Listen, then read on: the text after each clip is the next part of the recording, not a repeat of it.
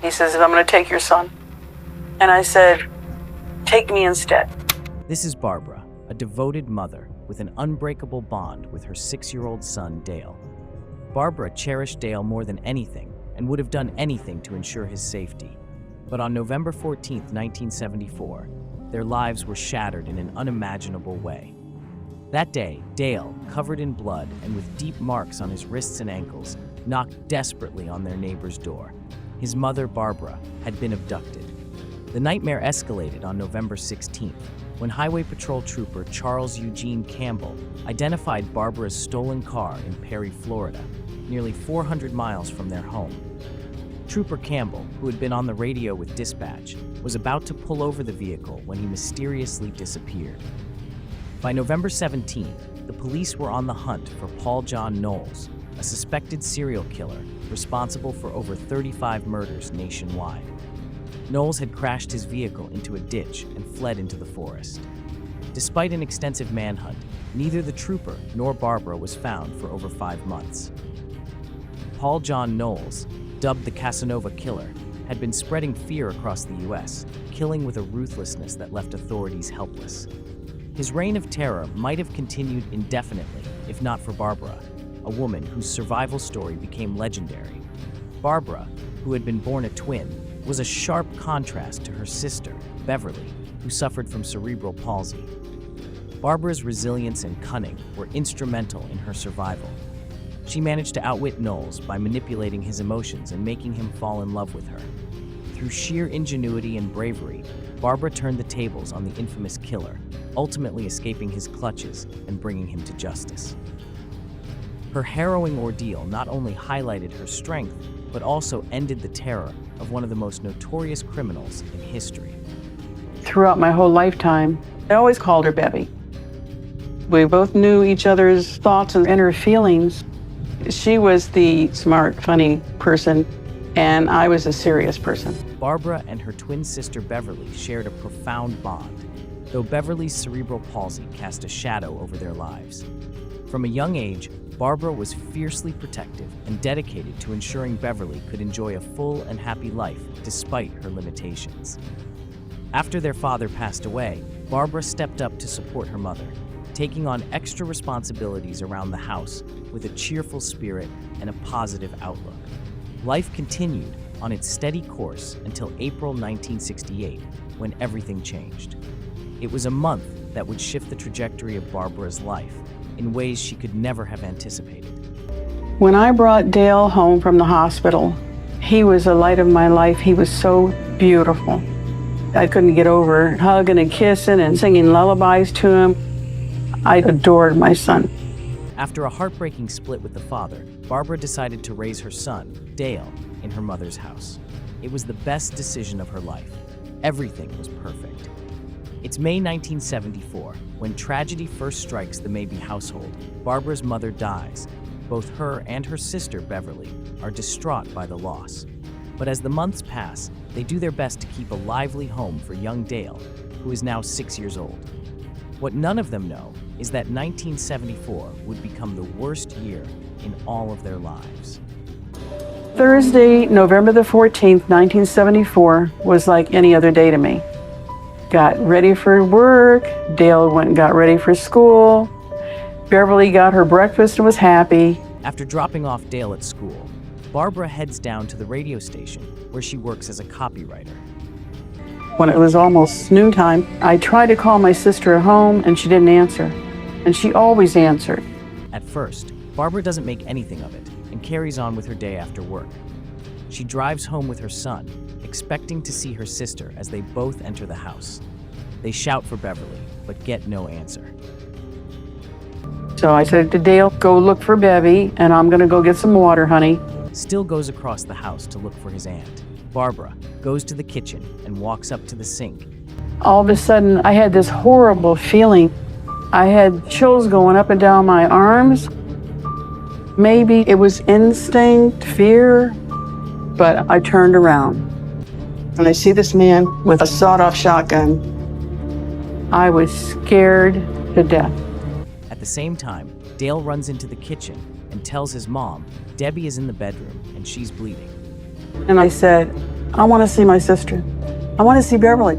As the man takes Barbara through the house at gunpoint, she grabs her son by the shoulders and holds him away from the man.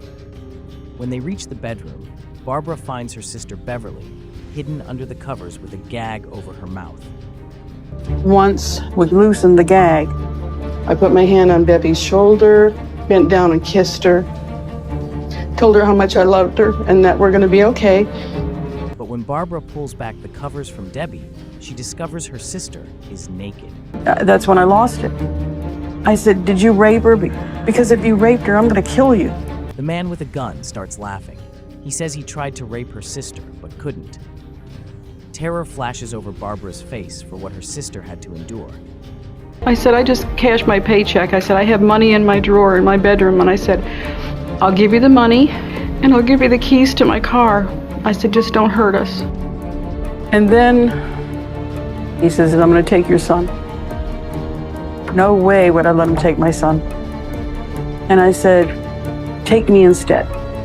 Finally, the man agrees. He says his name is Paul, John Knowles, that he just escaped from prison and has no intention of going back.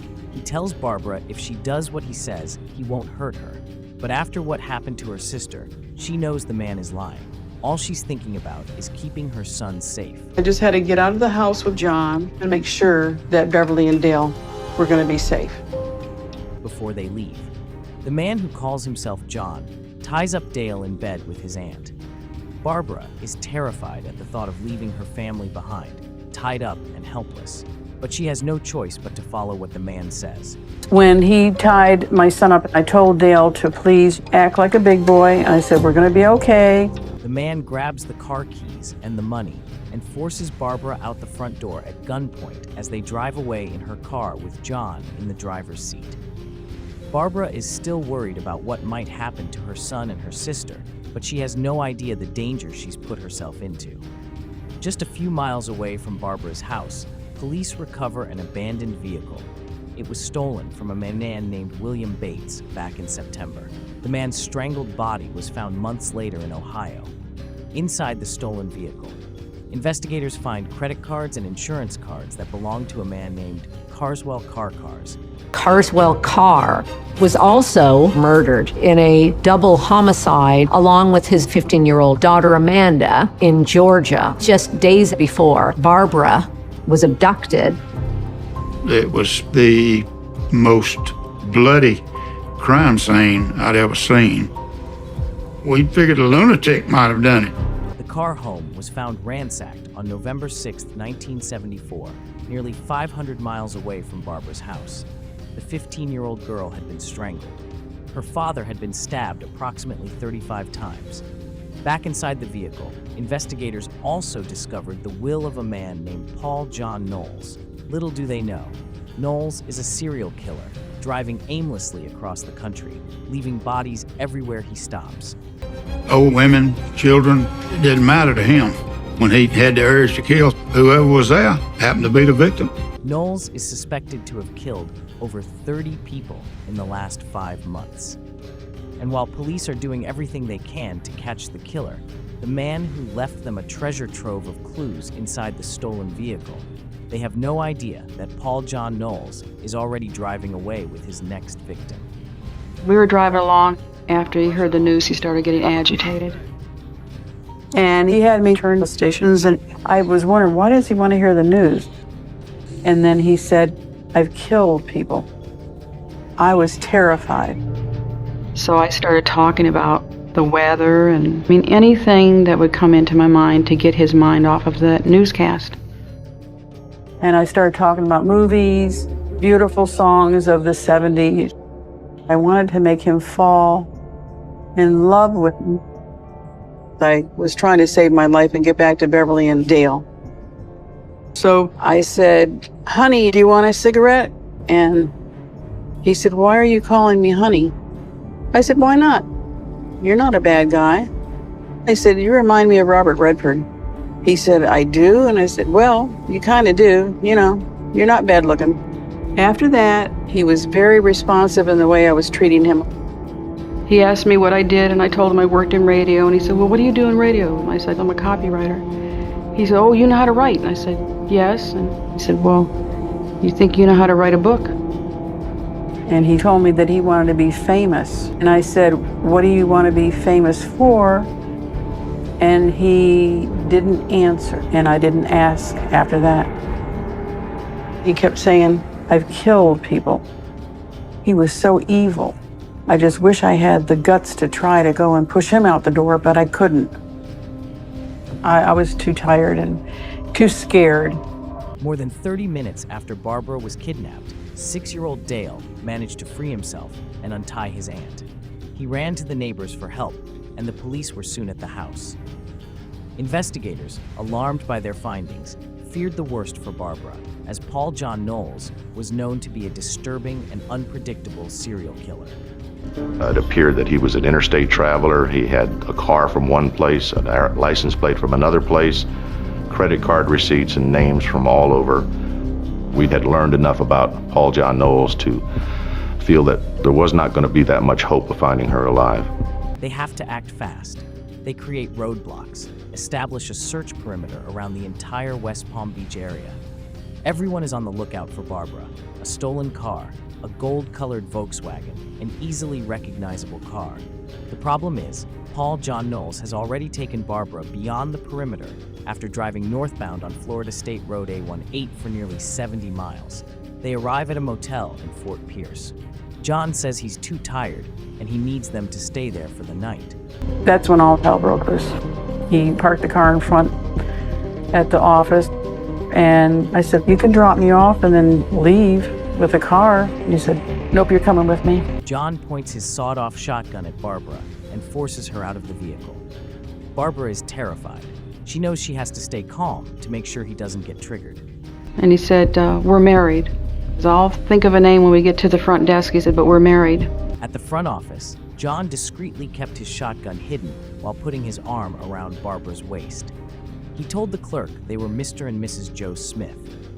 Noticing the clerk's suspicious glance, Barbara quickly mirrored John's gesture, wrapping her arm around him and pulling him closer to conceal their danger. I wanted her to think that we were married. I figured if I said anything else, he might go ahead and kill her, and me too. Finally, the clerk hands John the key to room 10.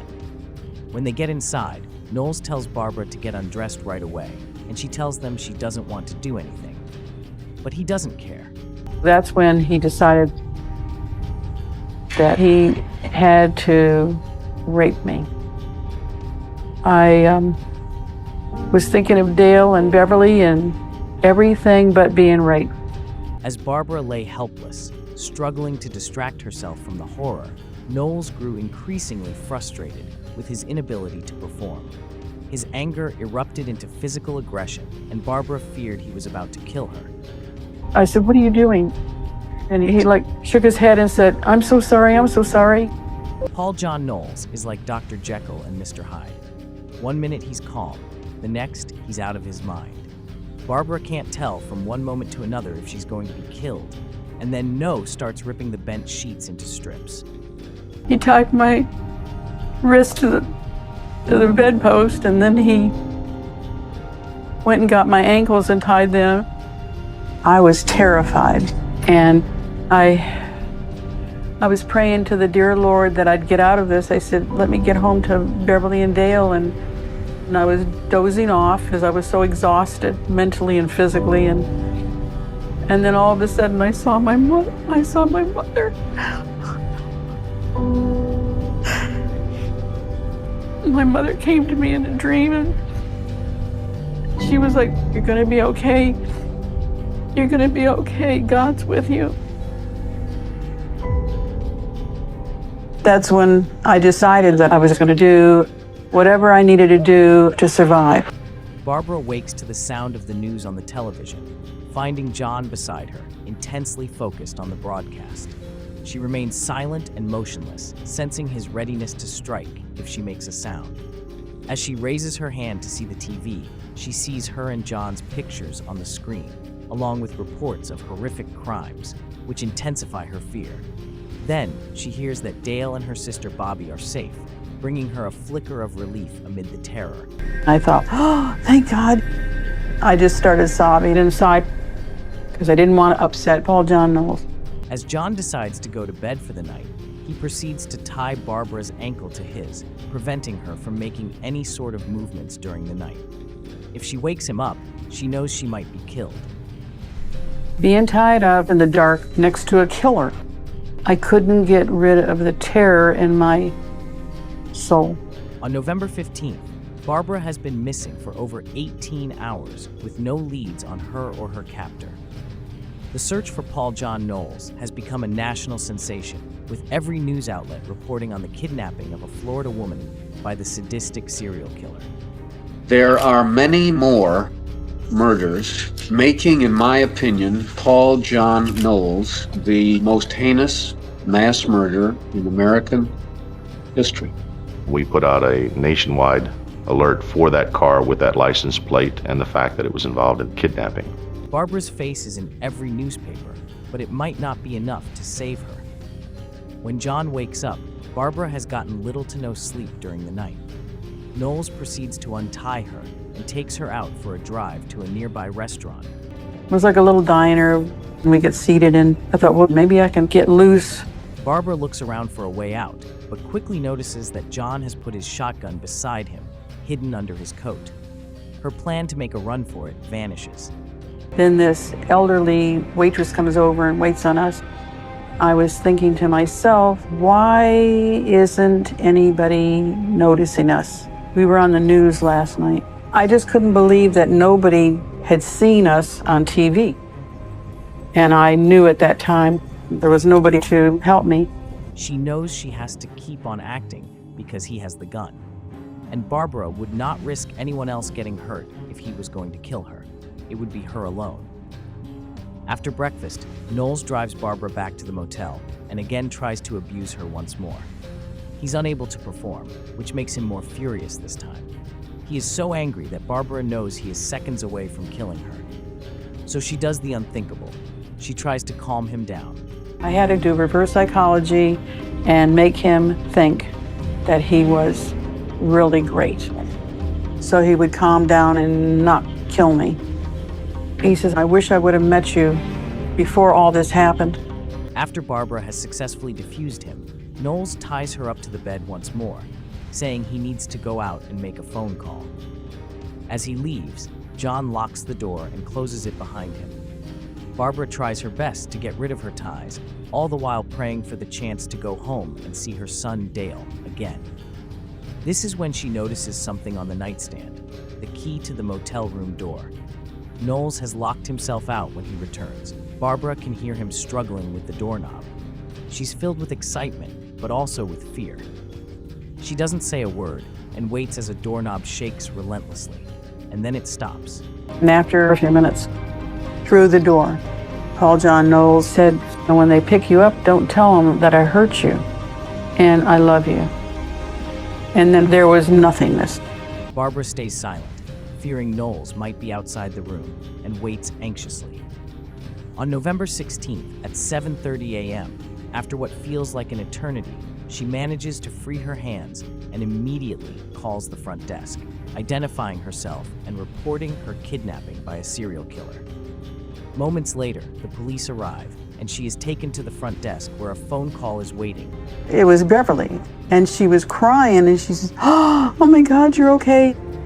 We both started sobbing together, and I said, how's Dale? He's right here. Mommy, mommy, mommy. He gets on the phone. I love you, I love you. When are you coming home? I said, I'll be there in a little bit. And I said, I love you to pieces. He said, oh, thank God he didn't hurt you, Mommy. I hung up crying and sobbing for the next 15 minutes. While Barbara is reunited with her family, she is terrified, knowing that Knowles is still out there somewhere until they catch him. She's afraid he's going to come back to her house and finish what he started. More than 200 miles north in Perry, Florida, State Trooper Charles Eugene Campbell has spotted Barbara's stolen vehicle and is pulling the driver over when he approaches the driver's seat window. Officer Campbell is faced with John Paul Knowles, who gets a jump on the officer holding his sawed-off shotgun right at his face.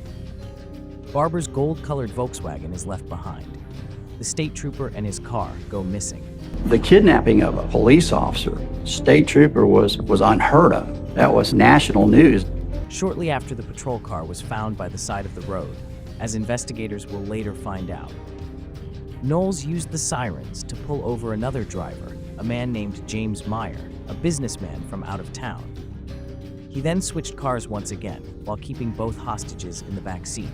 We're here trying to recover our missing trooper, which was kidnapped in the state of Florida, along with another hostage and brought into the state of Georgia. Lakeland, Georgia, 80 miles away from where the state trooper was abducted, police get a tip from a clerk at a local gas station. You got a civilian, and you got a state trooper in uniform in the back seat with another individual, and the attendant thought something's not right about this. Right away, the entire police workforce goes in pursuit of the spotted vehicle. I got a call. They got Knowles cornered in Henry County. Everybody from Metro Atlanta had a badge and gun was there. I'd never seen so many cops in my entire life. Police create a roadblock ahead of North Car, trapping him, forcing him to crash into the blockade. He then abandons the car and continues on foot with the cops chasing him through the woods as police are closing in.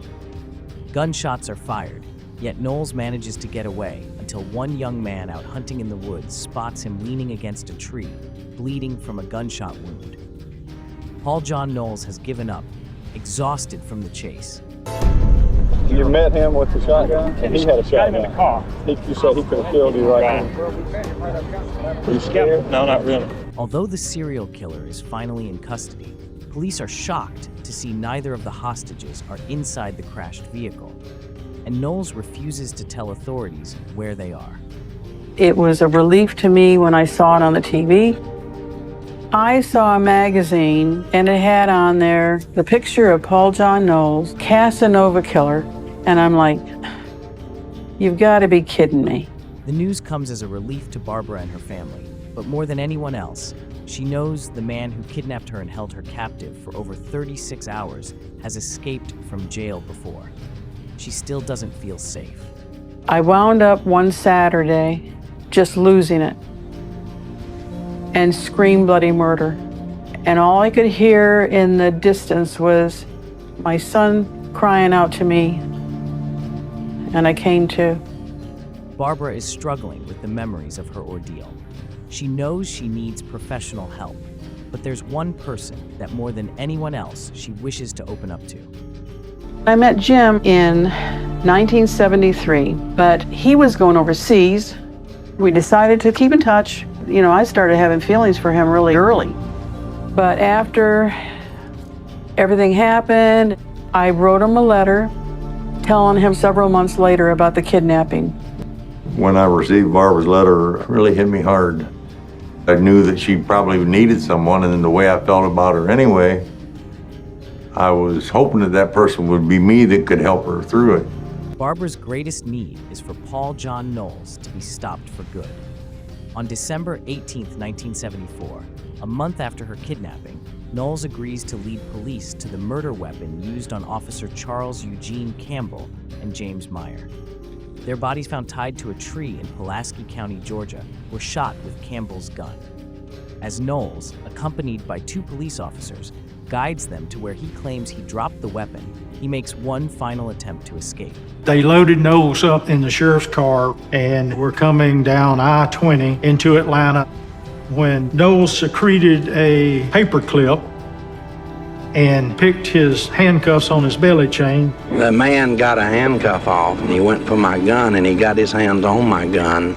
And, you come to your own conclusion, but I'm pretty shook up. I know he would have taken my life. I began firing and continued firing until I was satisfied that the danger had subsided to both Sheriff Lee and myself. It was one of the best days of Dale, Beverly, and my life when we found out that he was killed because he could kill no more. There were several times when I wanted to move after being kidnapped, and then it dawned on me, this is Mama's house, and look at all the love. There are way more good memories in this house than there are bad. And so I decided to stay, and I built a life here for Beverly and Dale and myself. Barbara no longer dwells on Paul John Knowles. She's written a book to share her story, and now, happily married to the love of her life, she has learned the most valuable lesson. You can choose to be a victim, or you can choose to be a survivor. I chose to be a survivor. Thanks for tuning in to our deep dive into this chilling true crime case. If you enjoyed the video, don't forget to hit that subscribe button and ring the bell for more gripping stories. And as always, stay curious and stay safe.